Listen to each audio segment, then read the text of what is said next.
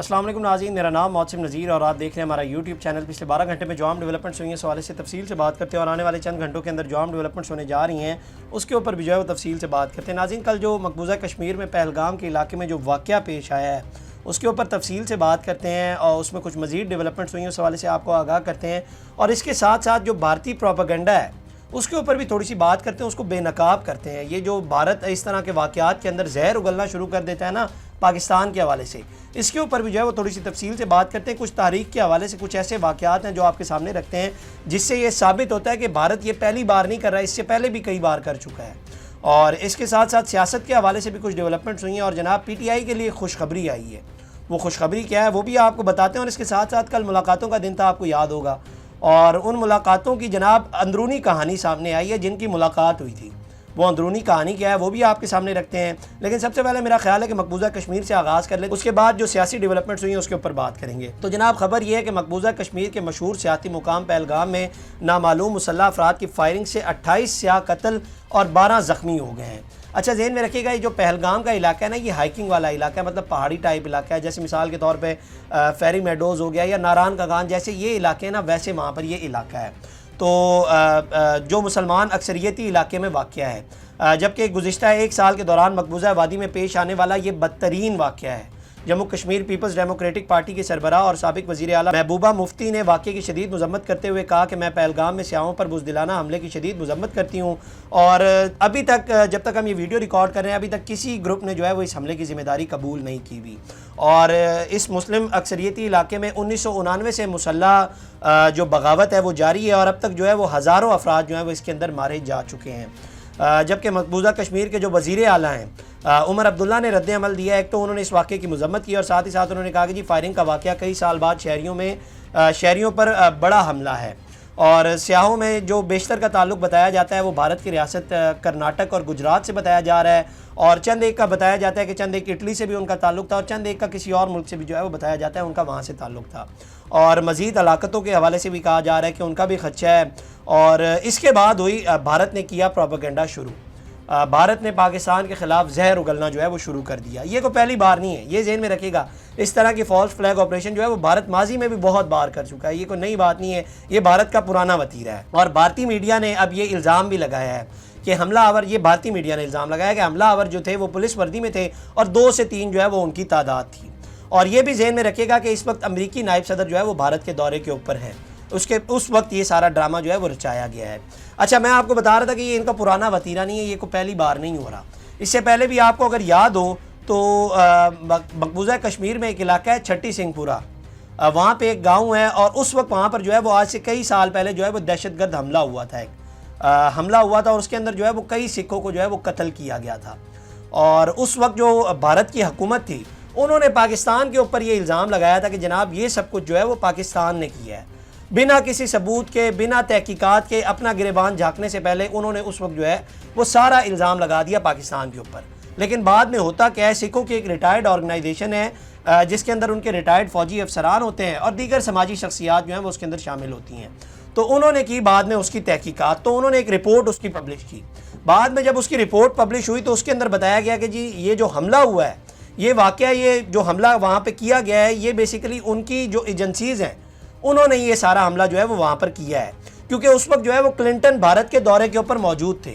और अब भी ज़हन में रखिएगा कि अमेरिका के जो नायब सदर हैं वो इस वक्त भारत के दौरे के ऊपर मौजूद है, तब ये सब कुछ किया गया। और उस वक्त भी जब क्लिंटन उस दौरे के ऊपर थे तब वो सारा ड्रामा जो है वो रचाया गया था। तो ये इनका पुराना वतीरा है, ये कोई नई बात नहीं है। बल्कि इसके अलावा भी मैं आपके सामने ये कई बार एक्सपोज हो चुके हैं, बल्कि ये कोई नई बात तो नहीं है, आप सब जानते हैं।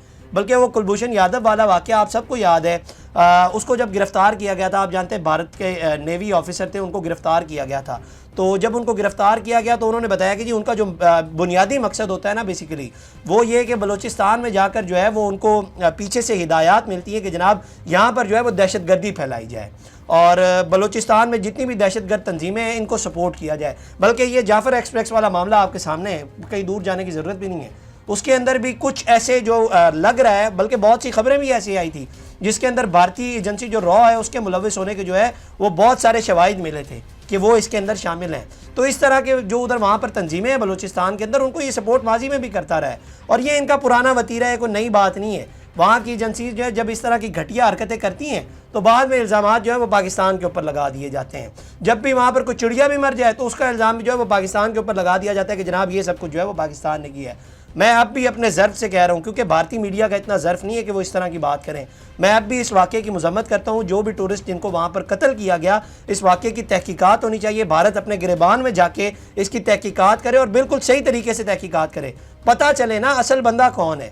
میرا یہ ظرف ہے کہ میں یہ کہہ رہا ہوں. بلکہ جب بلوچستان کا واقعہ ہوا تھا جعفر ایکسپریس والا, یہ وہاں پر بیٹھ کر مین سٹریم کے اوپر بیٹھ کر جو ہے وہ یہاں سے بلوچستان سے ان کی تنظیموں کے بندے بٹھا کر وہاں پر جو ہے وہ ان سے باتیں بلوا رہے تھے, ان سے اسکرپٹڈ کانٹینٹ کروا رہے تھے. لیکن میں اب بھی اس واقعے کی مذمت کرتا ہوں اور اس کی تحقیقات جو ہے وہ ہونی چاہیے. یہ بھارت کا جو پروپیگنڈا ہے اس کو بے نقاب کرنے کی ضرورت ہے اور پاکستان کو بھی چاہیے کہ وہ اس کے اوپر سخت قسم کا جواب دے.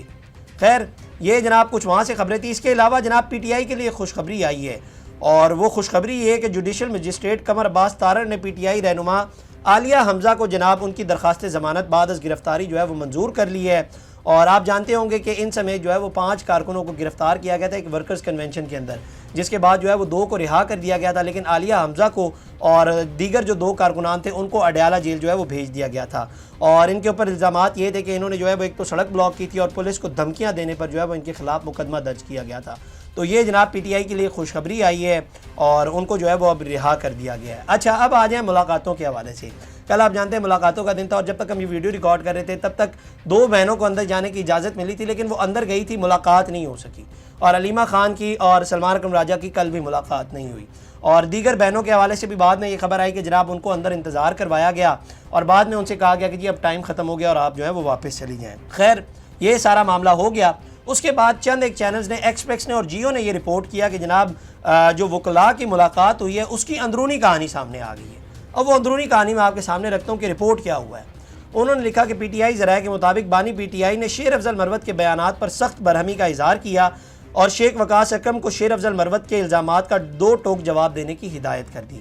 ذرائع کے مطابق بانی پی ٹی آئی نے کہا کہ شیر افضل مروت کو پی ٹی آئی میں پلانٹ کیا گیا تھا, شکر ہے اس سے جان چھوٹ گئی. اچھا اب یہ سب کچھ ایکسپریس اور جیو رپورٹ کر رہا ہے کہ خان صاحب نے یہ سب کچھ کہا ہے کہ شیر افضل مروت کو پلانٹ کیا گیا تھا, شکر ہے ہماری اس سے جان چھوٹ گئی. اس کے علاوہ بانی پی ٹی آئی شیر افضل مروت کی جانب سے وکلاء کی فیسوں اور علیمہ خان سے متعلق بیانات پر شدید برہم بھی ہوئے. ذرائع کے مطابق بانی پی ٹی آئی نے مائنز اینڈ منرلز بل پر تحفظات کا اظہار کیا اور علی امین گنڈا پور کو مائنز اینڈ منرل بل پر ملاقات کے لیے بھی جو ہے وہ بلا لیا گیا ہے. اچھا جہاں تک مجھے یاد ہے کہ پچھلے ہفتے جو ملاقات ہوئی تھی نا اس کے اندر بھی خان صاحب نے یہی کہا تھا کہ علی امین گنڈا پور سے مشاورت کے بعد یا ان سے ملاقات کے بعد جو ہے وہ اس بل کے اوپر سوچا جائے گا.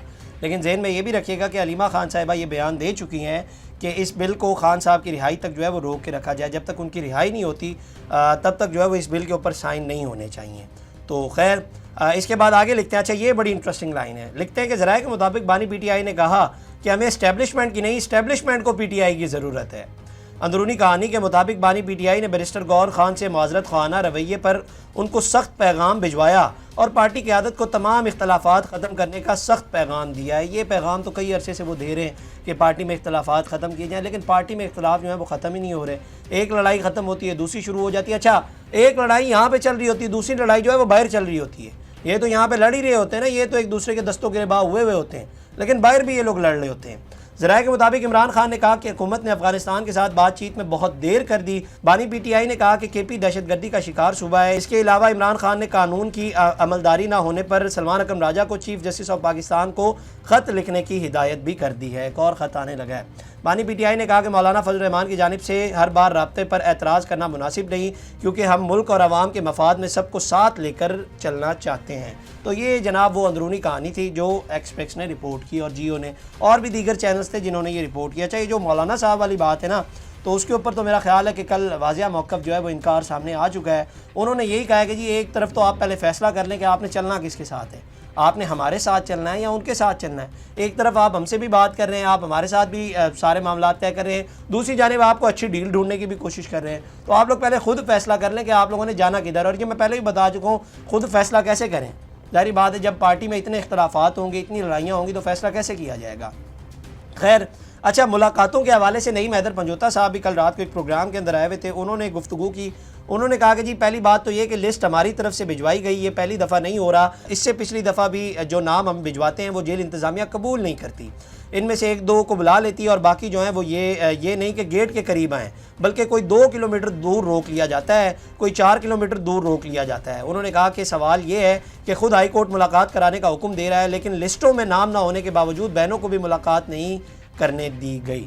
تو ایک تو جو ہے وہ انہوں نے گفتگو کی، تو اس کے اوپر بلکہ مسلم لیگ نون کے رہنما ہیں ناصر بٹ، انہوں نے بھی گفتگو کی ہے۔ انہوں نے کہا کہ جی میں کافی دیر سے یہ بات سن رہا ہوں اور خود بھی حیران ہوں کہ آپ مجھے یہ بتائیں، یہ خود مان رہے ہیں کہ ہم نے لسٹ دی، سلمان اکرم راجہ نے 6 بندوں کے نام دیے اور یہ ملاقات کے لیے گئے، لیکن وہ قیدی ہے اندر، وہ کسی 5 اسٹار ہوٹل میں نہیں ٹھہرا ہوا۔